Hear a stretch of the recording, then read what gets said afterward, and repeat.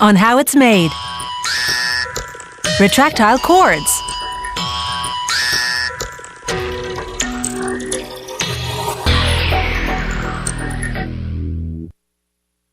Retractile cords were invented for telephone handsets in the late 1930s.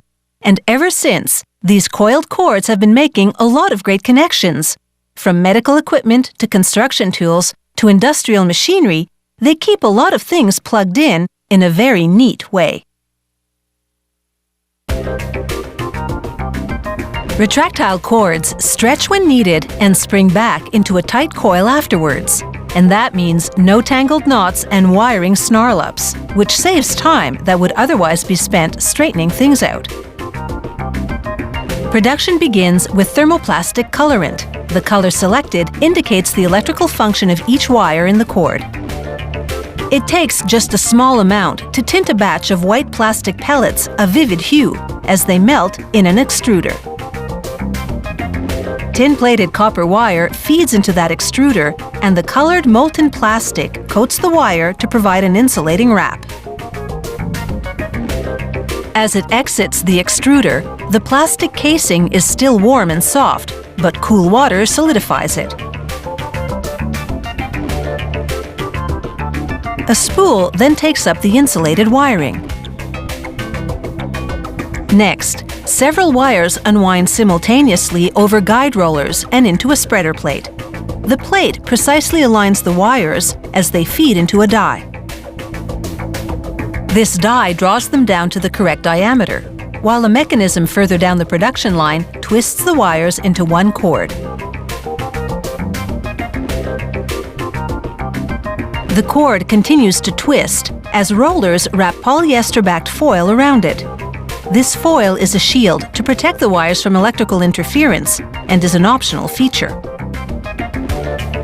The cord then passes through the twisting mechanism and onto a take-up reel. Next, standard unshielded cord travels through beads of electrodes as thousands of volts of electricity are applied to them. The energized electrodes detect any faults in the wires.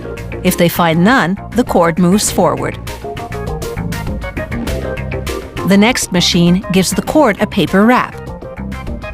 That's followed by the final layer, a thermoplastic jacket. It also takes a trip through a cooling station to solidify. An inkjet printer applies technical and other information. The plastic casings of some cords have been treated with fire-retardant chemicals. Now they put that treatment to the test. The cord doesn't catch fire, confirming that it's flame-resistant. So it's now ready to be coiled. This worker gets the process started by manually winding it around a rod. Then he presses a button, and the automated winder does the rest. This establishes the spiraling profile of the retractile cord. But at this point, the coil won't hold. Simply pulling out the rod would cause it to unravel. The plastic sheathing around the wires has no memory, so it won't retain the shape. They wheel the cords, still on the rods, into an industrial oven and bake them at approximately 90 degrees Celsius.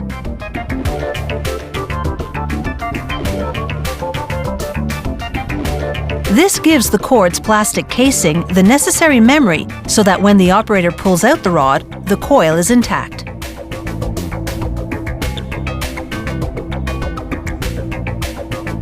But it still doesn't have the necessary snap. That is now achieved by reversing the direction of the coil. The equipment used for that is proprietary, so this worker demonstrates the basic concept with a drill. The drill turns the cord counterclockwise for an impressive rewind. The effect ripples all the way down to the end. Reversing the direction of the coil transforms it. The process tightens the spirals so that after the cord is stretched, it retracts to its original shape. The difference is very apparent. The top coil in this shot hasn't been reversed, while the bottom one has, and it's clearly much tighter.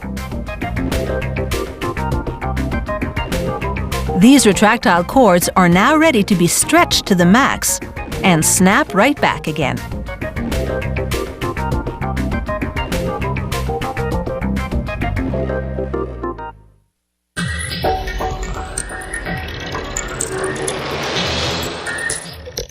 If you have any comments about the show, or if you'd like to suggest topics for future shows, drop us a line at www.howitsmade.com.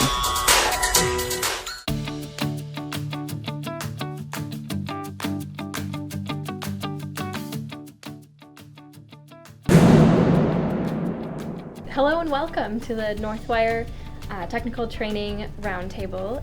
I have Greg Mielke, Dwight Spigham, and Jeff Lewison here with me today. My name is Bridget Locke, I'll be your host. And today we're going to look at retractile applications. So we'll be looking at the Northwire Coil Boss product line of retractile cords. And so if you could each introduce yourself, that would be great.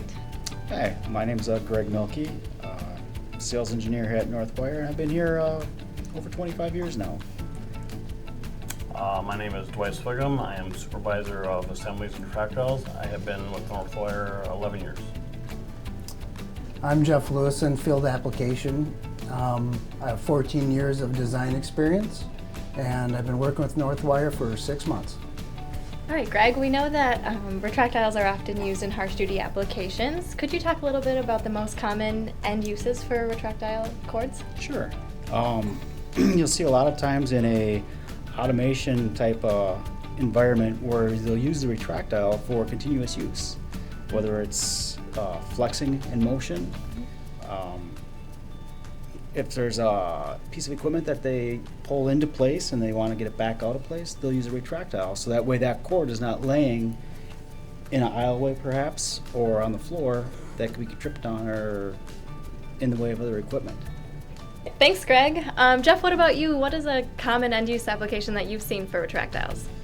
Yeah, one of the most common uses of a coil cord is for ruggedized headsets in the military. You see them with the push-to-talk systems. Anywhere with energy management, spatial concerns are addressed, and coil cords are great for those. So another application that we generally see is in the medical industry. We'll get a request for a retractile with not as much memory or snappiness, but more pliable. So it can be in a handheld piece of equipment that a doctor or a surgeon may be using, that they can move it into place easily, but not have any tension on it, and then it'll come back out of place. All right, so we've looked at a range of industries from aerospace and defense to medical. Clearly, high flex life applications require Coil Boss products. Dwight, could you talk a little bit about why we use retractiles in these high flex life applications? One of the reasons is safety. They can retract out of the way, so they're not laying on the floor, tripping over, tripping hazards. We have them hanging from the ceiling, drop cords for aesthetics. Okay. Any handheld tools. We have one that we use a quick release on the fire trucks. Yeah, in fact, the fire truck one was an interesting thing. They came to us with a need, and we were able to put our Coil Boss product line to use in that need, where it's now a quick release where they just unplug it. In fact, they don't have to unplug it. They just get in their vehicle, drive out, and the retractile snaps back into place and out of the way of any other vehicles coming out of the garage. Great, let's talk a little bit more about materials. So how do these harsh duty applications, like what different types of materials would you use in different applications, and why? Well, our coil bosses use two primary materials. Both are extremely abrasive resistant, chemical resistant, and hydrophobic, and resist absorption of water. In fact, our Coil Boss line is UL 62 and outdoor rated. So that adds another element to the selling point of that product line.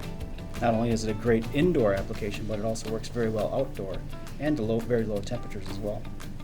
Northwire has the ability to build custom coil cords with various materials such as Retractiles, polyurethanes, polyurethane blends, TPEs, and as well as PVCs. Right.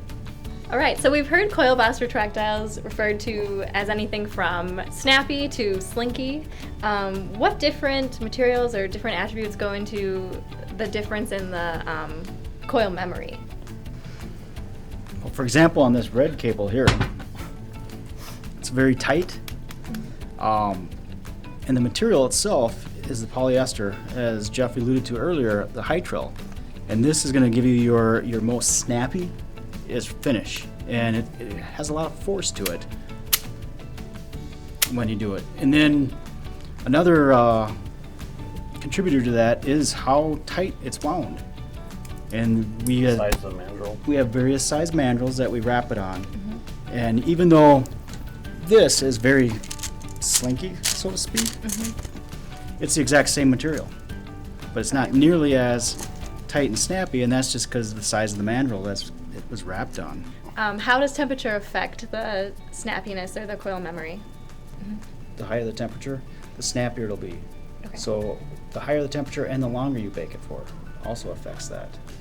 Another contributor to the snappiness or the retractile memory is how thick that jacket material is. The thicker the jacket, the more memory it's going to have.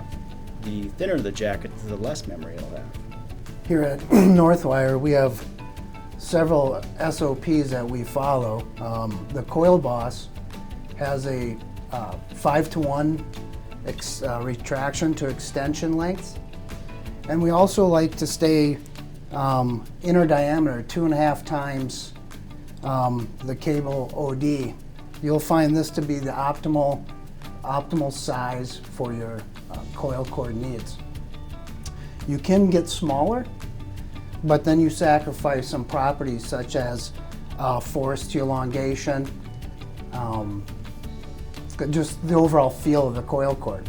The other design consideration that you want to think when talking with your customers is what Greg was alluded to earlier is wall thickness.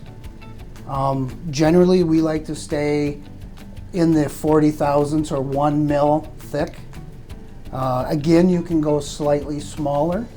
And that will depend on the construction of the design or construction of the inner core. But if you stay at 40 thousandths, 2.5 times the diameter of your cable, you're gonna have a real nice coil cord and happy customers. Another recent material that we brought to the market, Biocompatix, also does a great job at coiling. That is a softer material, however, that does retain the memory of a coil cord. So that you'll see is a great material for the medical applications and fields because it's more pliable. It's not as rigid as some of these that you see here that we've been showing samples of, but it's more of a relaxed telephone cord, so to speak. When designing a coil cord, what types of requirements do you ask the customers, like what they need out of the cord? Well, once we get the basic cable information down and we start looking at the actual coil cord, we'll ask them what their retracted length is required, and that's this measurement here. And as Jeff was saying, we try to stay with a 5-to-1 extended to retracted ratio, so then five times would be the extended. We'll make sure that if they do have a outer coil diameter that's critical to quality, we'll get that in case it's going to be in a tube of some sort. Sometimes they'll even run something down the center, so we'll want to make sure that we account for that. If there's nothing going down the center or this is not going into anything, then we do stick with the 5-to-1. Some other things we want to make sure of is the tangents, the straights on either end. Here you can see you got two different types. We got a parallel and a drop. And we'll get to define that as well as the lengths of those tangents. And also in some of our uses, we ask the customers if they want to be connectorized. So we've talked about materials. Let's talk a little bit more about shielding. How do different types of shields affect the overall coil cord and how it will retract and that kind of thing? Okay, if the customer does require shielding on their cable, we do have options that we can provide. However, we do try to stay away from the foils, the tapes and the foils, because they will get in that constant movement, they will get tore up and degraded. So we do try to steer towards a braided shield. However, that does pose problems as well. So any type of shield in there does pose problems, but we try to stick with the braided shields when possible. With that being said, we do try to isolate that braid. We might throw some sort of separator on either side of it to sandwich it in there to protect it. You might see some spun nylon flex facilitating tape or some PTFE tape in those applications. Sometimes we'll even go with a spiral type serve for a shield. However, that also causes problems because it'll tend to bunch on you as you're constantly going in that motion. There are options. Other effects on the coil cord due to the EMI shielding is you tend to have to increase the thickness by at least 1/2 mil to compensate the braided shields. So next we're going to talk to Tom about our upcoming TIM or Technical Interchange meetings that we'll start doing. But I want to thank you all for being here today and telling us a little bit more about our Coil Boss harsh duty application retractile coil cords. Thank you, Bridget. Thank you.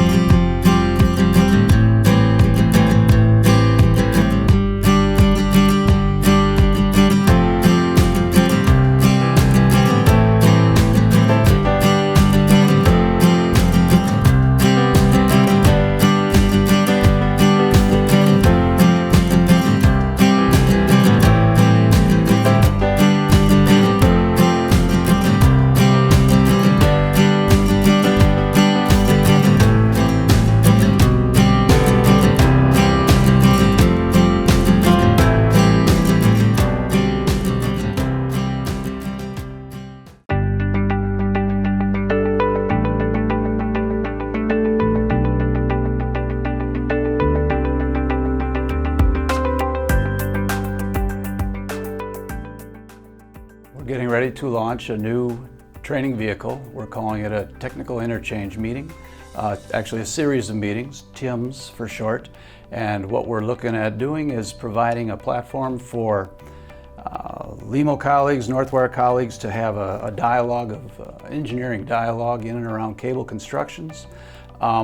Similar to what we're doing with the webinar, only this being a live event, you'll be able to ask questions on either end of either side of the pond, I guess. It'll provide a live give and take from both sides so that we can offer up information and knowledge that we have in and around cable construction. You can hit us with questions that are coming live to you from customer visits, and the synergy of that group should bring together pertinent answers that are designs that meet the requirements the customers are looking for.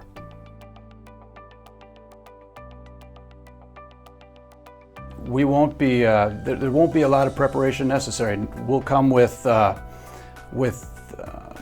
some ideas based on, some subjects based on previous webinars or questions that have come from those webinars.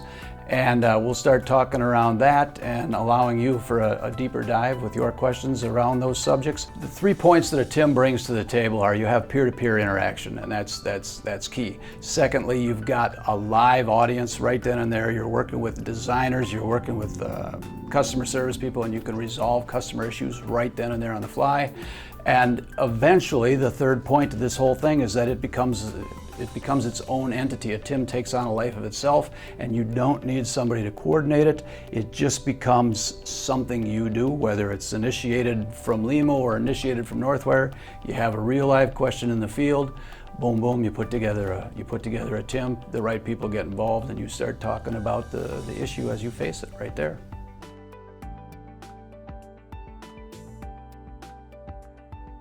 The logistics of the TIM are going to be very, very similar to the webinar that you're all familiar with. We're going to go the first and the third Wednesday of every month, and it's going to use the same platform. Probably the big difference between it will be instead of any pre-recorded content, it's all going to be live. And instead of chatting your questions, everybody should be dialogued in or dialed in, and we'll just be able to carry on a conversation, because the dynamics of conversation are just that much better than trying to type out your questions.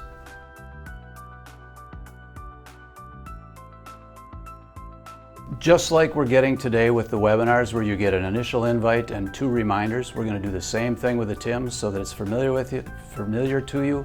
You'll be getting an invite about a week ahead of the TIM, and then the day before the TIM you'll get a reminder, and an hour before the TIM actually fires up, you'll get another reminder. So there's really no good reason to miss it.